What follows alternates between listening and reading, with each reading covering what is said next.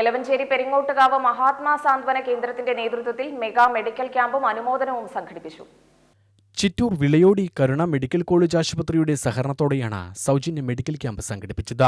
സംഘടന നടത്തുന്ന 100ാമത് mega medical ക്യാമ്പാണ് നടന്നത്. പനങ്ങാട്ടരി RPM ഹയർ സെക്കൻഡറി സ്കൂളിൽ നടന്ന ക്യാമ്പിൽ വിദഗ്ധ ഡോക്ടർമാരുടെ സേവനം ലഭ്യമാക്കി.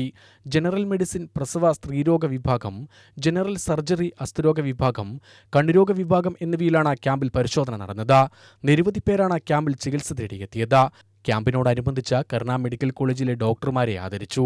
ക്യാമ്പിന്റെ ഉദ്ഘാടനവും ആദരിക്കലും Kozhikode MVR cancer centre and research institute chairman CN Vijayakrishnan നിർവഹിച്ചു.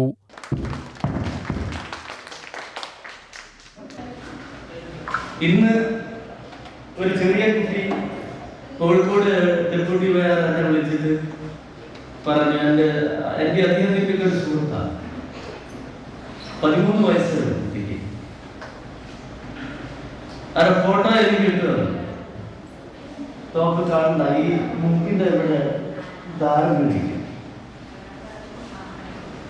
28 വയസ്സുള്ള കുട്ടികൾ ക്യാൻസർ രോഗികളാണ്. 28 ദിവസമാണ്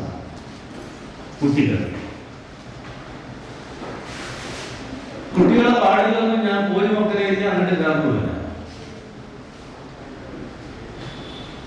ക്യാൻസർ അത് വരുമ്പോ ആ കുടുംബം മാത്രമല്ല, അതിന്റെ തൊട്ടടുത്തുള്ള ആളുകൾ മുഴുവൻ പ്രയാസപ്പെടുകയാണ്.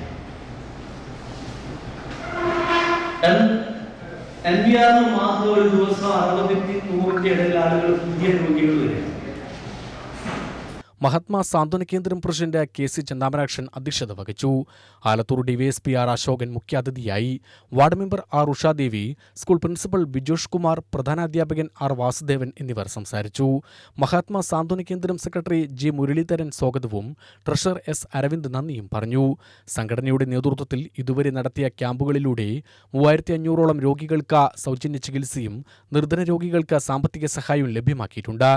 UTV news, Palakkad.